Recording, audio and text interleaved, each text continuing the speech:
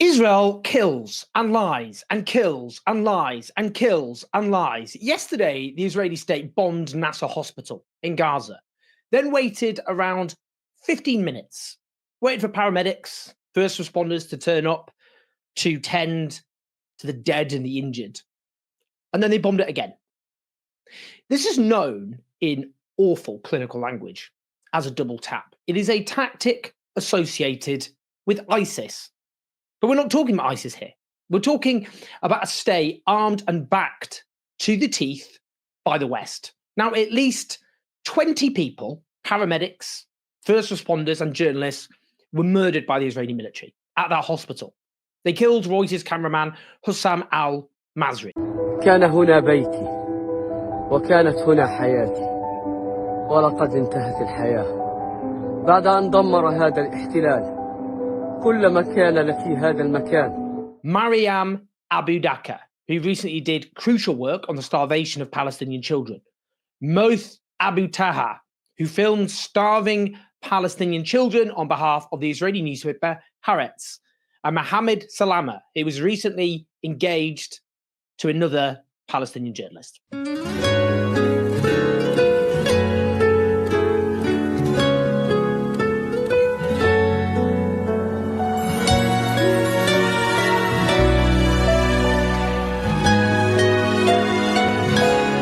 Mohammed Salama was an Al Jazeera journalist. This slaughter comes just over 2 weeks after Israel butchered 5 Al Jazeera journalists, including Anas al-Sharif, who was one of Gaza's most famous living people. Here's surviving Palestinian journalist Hind Cowdrey on her murdered colleagues. Palestinian journalists right now are crying. If I show you my colleagues that are sitting between the reporting and between their live shifts, they're trying to hold their tears.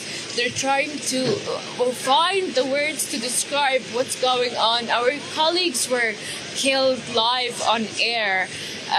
And there's no way there are any words to describe what's happening. Every single day we're mourning people. We're still grieving Anas and Muhammad, and we're still trying to stand up and getting our strength to continue reporting and to continue their journey. But obviously the Israeli forces are deliberately attacking Palestinian journalists. The second bombing of this hospital was caught on live television, and this is an important point. This is why it's attracted attention and outrage in mainstream media, if you like, the mainstream political world, and put pressure on Israel, which has been allowed by its Western patrons to spend nearly 2 years engaged in daily genocidal depravity. Let's just be clear, before we discuss Israel's lies, Israel is deliberately killing all journalists in Gaza in order to silence all remaining witnesses to their atrocities as they seek to complete their genocide. At least 273 journalists have been killed in Gaza since the genocide began, the biggest slaughter of journalists ever recorded in the history of human civilization. But Israel has also sought to deliberately destroy the healthcare system in Gaza. And this attack has to be seen in this context. Last October, a UN commission found that Israel has implemented a concerted policy to destroy the healthcare system of Gaza. Israeli security forces have deliberately killed, wounded, arrested, detained, mistreated, and tortured medical personnel and targeted medical vehicles, constituting the war crimes of willful killing and mistreatment and the crime against humanity of extermination. Israel has killed around 1,600 health workers, according to the UN's latest statistics. That's 1,600 health workers since this genocide began, which is far more, I would note, than the total number of civilians and soldiers killed on the 7th of October. Now, because of the outrage, Israel has responded defensively. The IDF spokesperson said, "I would like to be clear from the start. The IDF does not intentionally target civilians. Hamas began this war and created impossible conditions." Just to be clear here, he did this speech in English. Now, they never do these sorts of speeches without content in Hebrew, emphasizing how they protect civilians, claiming falsely they protect civilians. Doesn't happen. When they speak in Hebrew, addressing their own audience in Israel, it's just relentless genocidal bile.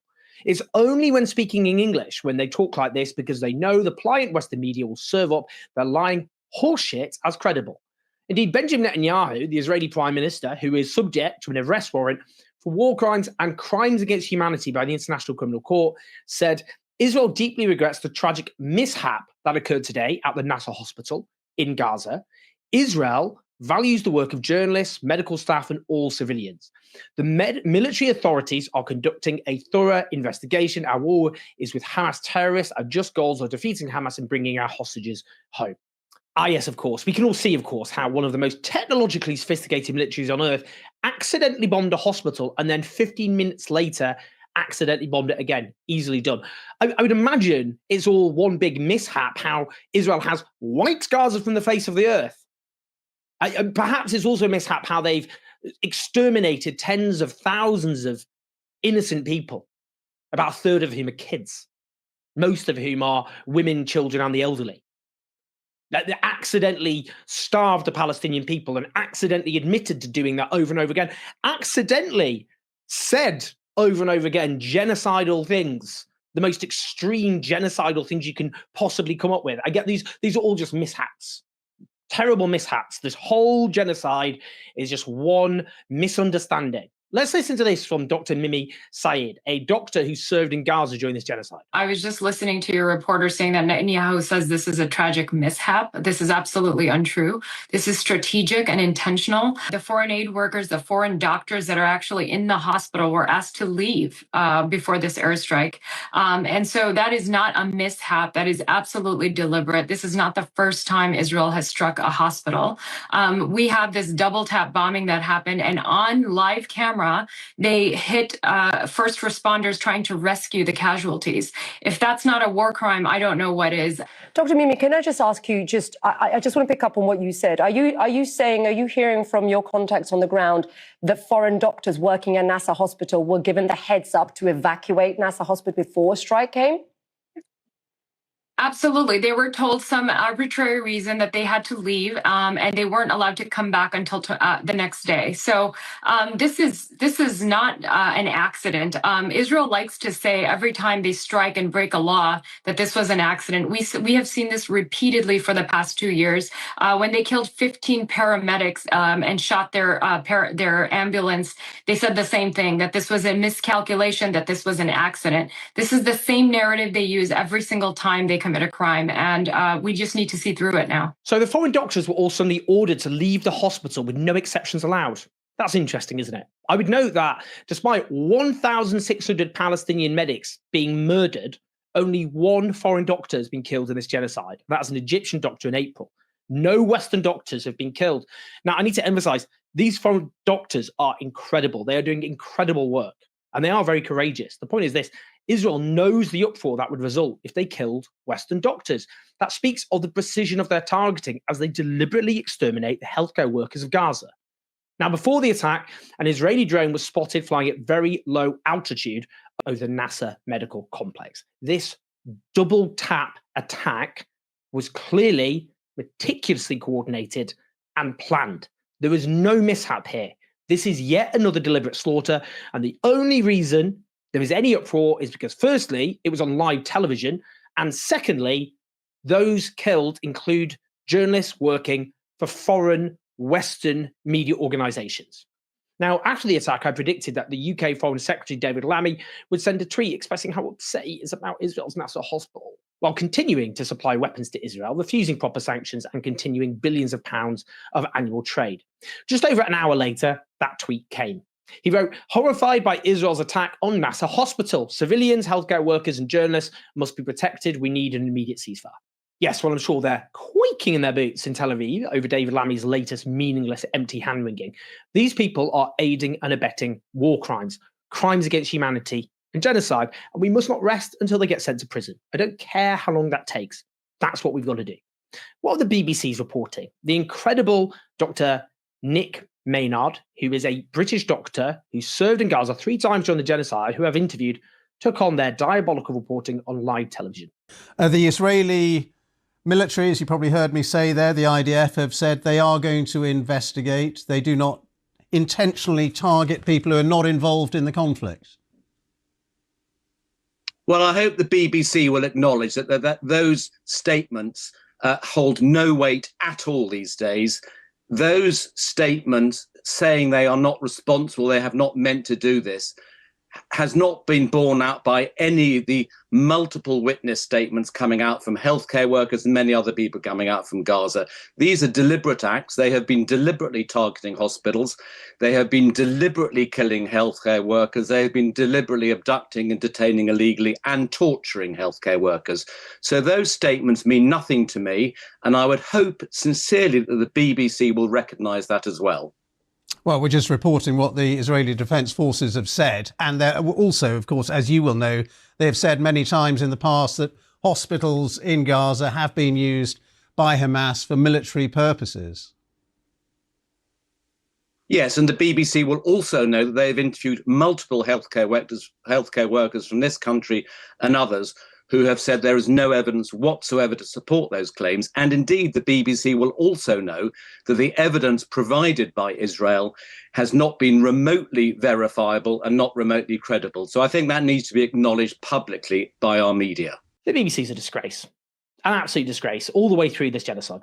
It's not journalism to regurgitate the proven lies of a state wantonly and flagrantly committing every war crime in the book in full view of the world. It has been proven over and over and over and over and over again that the Israeli state lie and lie and lie and lie and lie and lie, and yet they're still treated by the BBC as though they're credible sources. The BBC would never dream of saying, well, the Russian authorities say this, as though Russia has credible claims. Now, eternal kudos there to Nick Maynard. I want to talk about Amit Segal as well, one of Israel's most influential journalists. His response to the attack was to post, 6 months ago, Al Jazeera photographer Mohammed Salama enthusiastically documented the morbid ceremony in which the bodies of the Bibas family and Oded Lifshitz was returned to Israel. This morning, he was eliminated in the IDF attack on a Khan Yunis hospital.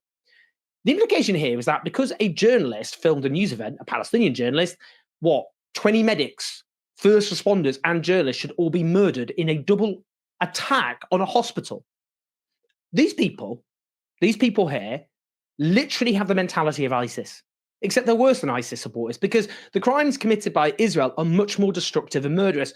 Morally speaking, you don't get more depraved. I'd also note this guy, one of Israel's most influential journalists, is the son of a convicted Israeli terrorist who blew the leg off a Palestinian politician.